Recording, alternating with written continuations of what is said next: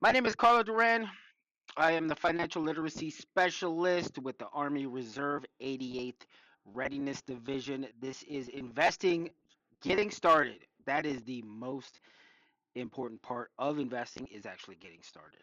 That's my contact information, carlo.t.duran.civ at army.mil. 419-603-1727 is my personal phone number. You could call me, you could text me anytime. I'm going to have some additional information on ways to contact me at the end of this. So if you be patient and watch through the end, then we can get you that information. All right. What's the biggest reason why people don't invest? Why aren't you investing? Why didn't you start? What would you say is the biggest reason people don't invest? I've been a financial advisor for 17 years. I worked in the Air Force helping people with TSP. I was in the accounting office. So that was in 2002. That's a long time ago. So I've been doing this for a long time and I've heard a lot of reasons why people don't invest. Fear, they don't know how. They're comfortable doing other things, like they don't need to invest. Um, I've heard a lot of them. The biggest one, especially for soldiers or young people, not just soldiers, but also young people, is I don't have the money. Is a huge reason why people don't invest. And I'm just going to tell you, you do have the money. You do have the money, and you say, where? Where is this money? Well, your savings is whatever you have left over after you spend your stuff on bills, right? And so your electricity, your gas, your rent, your mortgage, whatever it may be, your car note, anything you have left over is technically your savings. Okay? And it's pretty common sense, but here's where people maybe mess up a little bit. Okay? Here's the not so common sense portion. Savings can also be summed up as your positive cash flow. Now, what is your positive cash flow? It's all of your reoccurring bills, your monthly bills that you have to pay, okay, for living, all of those minus your income, right? And anything left over is what's called positive cash flow. Now, what you do with that positive cash flow is up to you, whether you go out to eat, whether you spend it on clothes or a hobby or whatever it may be, that is your savings that you are spending. Okay.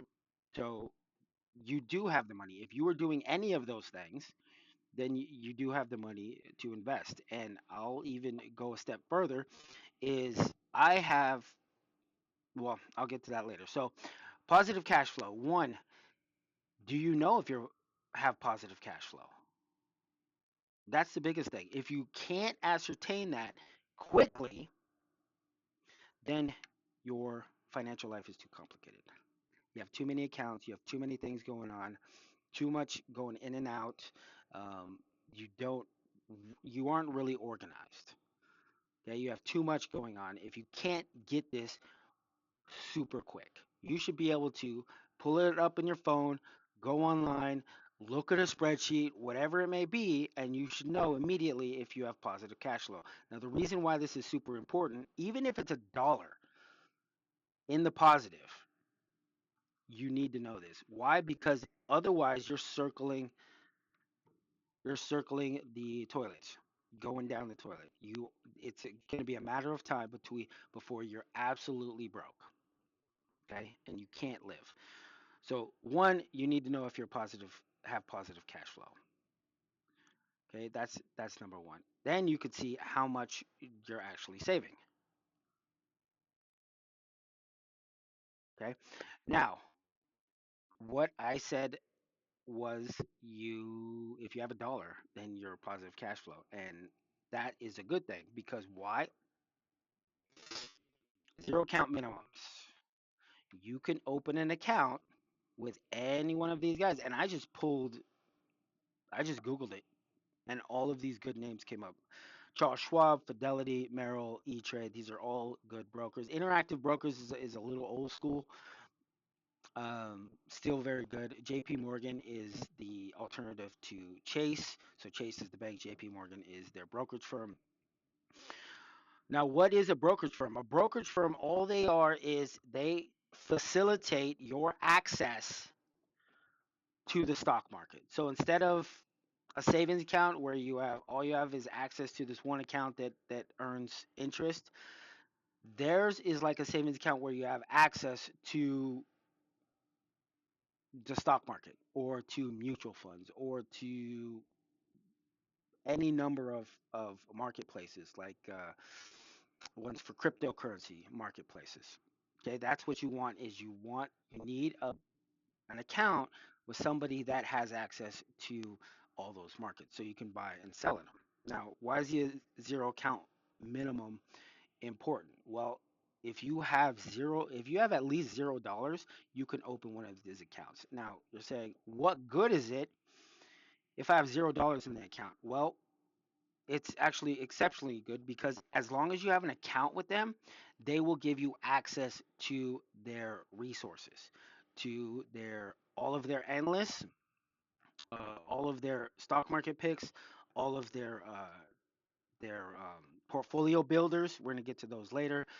Uh, Everything that they do that is top of the line, you can have access to those. And that's what you want. You want to be able to know if Uncle Jerry is telling you the truth about the stock that he's so called invested in and made a bunch of money in.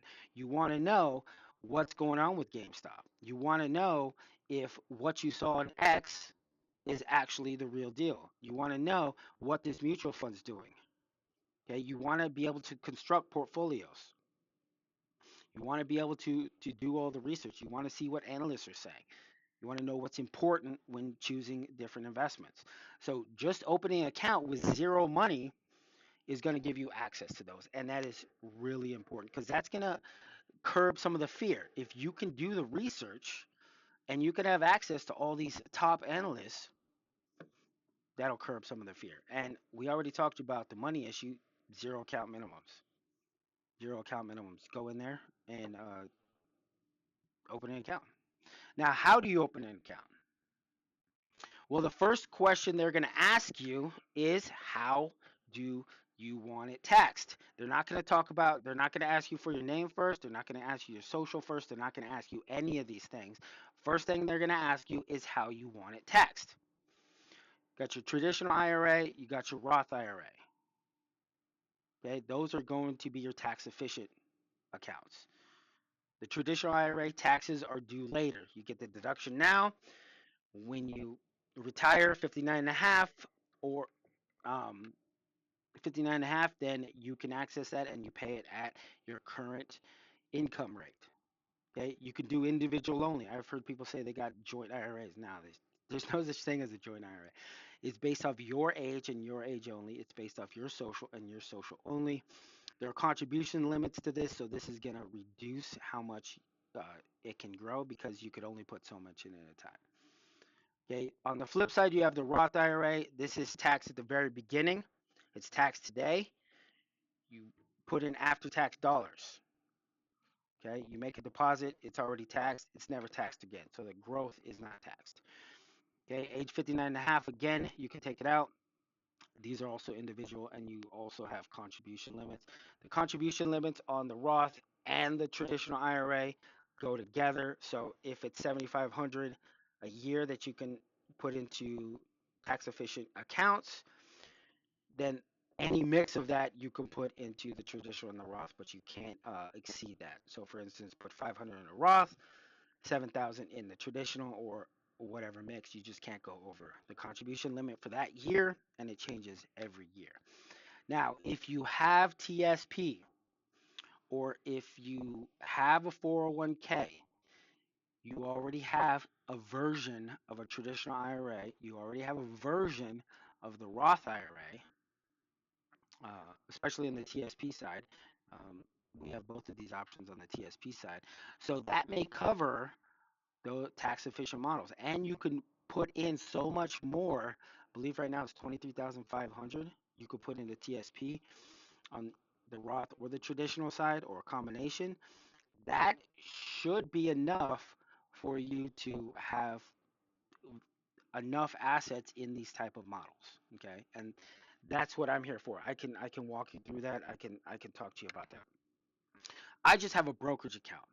Now what this is just an investment account that is a normal account.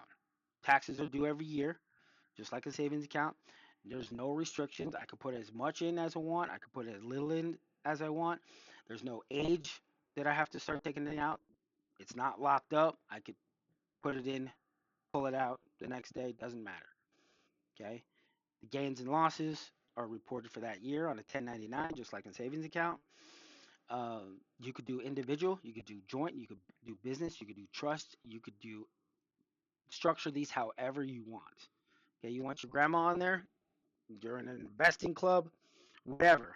You could do these, you could put together these accounts. Okay, this is the one I usually recommend, especially if you have a retirement account at work. Okay, because you could put in money, you could take it out. It's very, very flexible. All right. The second question they're going to ask you. Oh, yeah. Let's go through this. Taxability. This is going. This is going to be how it pertains to you. So I'm not going to go through this very in depth, but this is kind of how you choose whether you want a traditional, whether you want a brokerage, or when you want a Roth. Okay. The biggest thing that I tell people about these is when you're passing on wealth to kids or something, the traditional is the lowest possible option in passing wealth. It's very difficult because they start making you withdraw it. Okay. Brokerage, like I said, you can structure this however you want. You could put your kids on it right now. Okay. Very easy to pass the wealth. Roth is a little harder. Because it's in your individual name and when it's passed over to your kids, they have a certain window where they have to withdraw it. It's a little easier because you don't have to start withdrawing this at a certain age like you do the traditional. Still hard to pass on. So I'm not going to go through this. You guys can choose for yourself, or you can talk to me or another financial advisor on what option is best for you.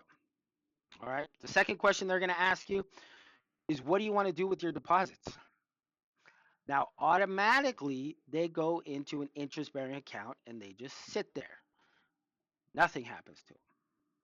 So it's not like South Park where you go in and you hand them money and all of a sudden it's gone. No, that doesn't happen. It just sits there. You could do all the research you want in the entire world on their platform. You could be all in cash, earning interest, and it's just sitting there. Okay. You could transfer it out. You say, you know what, I need it for something else. Transfer it back to me. You could do that. Transfer it right back out the next day after it drops in. Okay, or you could set up where it auto invests out of the cash account. So it's all up to you. It's all up to you. It's not like you go in, drop money in there, and it's locked up and you can't do anything with it, or it's invested and it loses 20% the next day. That's not how it works. Okay, and then this is how it looks in your account. It just says cash balance. You got $3,000 in there. It's just sitting there earning interest, waiting for you to invest it, waiting for you to make a purchase, waiting for you to transfer it out or whatever you're going to do with it. Okay, so what's the difference between this and a savings account? Really nothing. Really nothing. Okay, it stays there whenever you need it, or you can invest it in whatever you deem necessary. Third question they're going to ask you is, if you want to invest it, where would you like to invest it? Where would you like to invest it? Right? And this is where I'm talking about where they have their research models. where you can put in whatever you want. You could say, okay, what's this stock look like? Okay, what's the best mutual funds? Okay, what's the best ETFs? What stocks are have the best dividends right now? Whatever question you want to ask, they have an answer for you in terms of investing. And what people that say, I don't know what to do, or I'm not very interested in that, or whatever, you want to set it and forget it, they have these personal personalized portfolio builder is what it's called on Charles Schwab. It's they give you a diversified portfolio based on questions that they ask you, and you can put it in there and you can set it and forget it, and it's not going to be much different than what I'm going to tell you, and it's not going to be much different from the most highest priced financial advisor that you can find.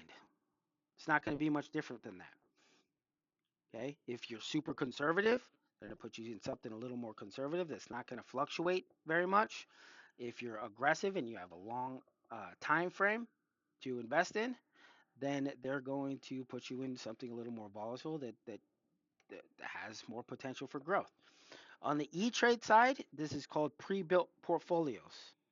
Okay, this one you need, I mean, at least 500 to put in, and the reason why that is to make a diversified portfolio, you need to buy a few things.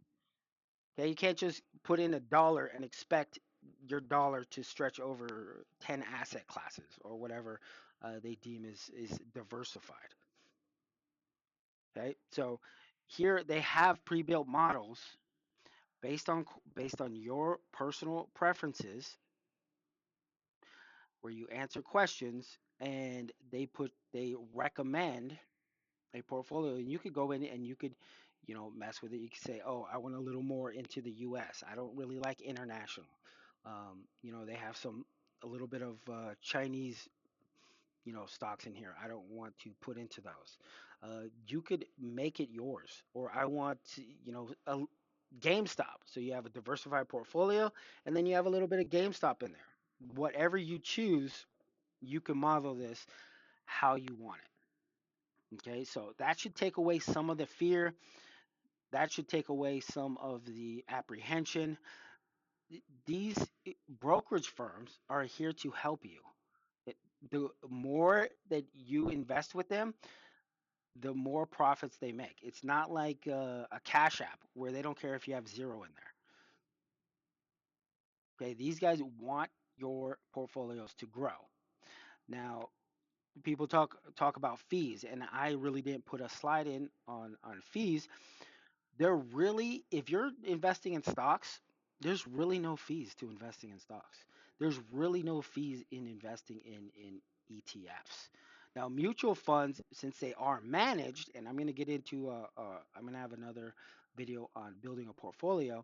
If you go into mutual funds, there's going to be small fees for the management of those mutual funds, because they're actually managed by people, but it's very, very low in terms of fees, especially with do-it-yourself type models. Now, if you go out and you get a financial advisor, that may be a different story. I'm also going to have a video on how you choose a financial advisor. All right, so hopefully this helps you get started. If you have any questions, if you're Army reservist or a civilian and you're in the 88th, in the territory of the 88th, I cover 19 states. Go ahead and book an appointment. This goes straight to my calendar, and you could go on there and make an appointment. And I do this all day. I meet with soldiers all day, and I'm your dedicated financial guru, and I'm work for the Army Reserve. Like I said, I covered my email and my phone number at the very beginning, and this is to book an appointment with me. Don't be scared. Talk about any financial issues you want. Talk about life insurance, talk about mortgages, talk about trading options, day trading. Whatever it is, I'll be able to help you with that. All right. Well, till the next video, thanks for watching.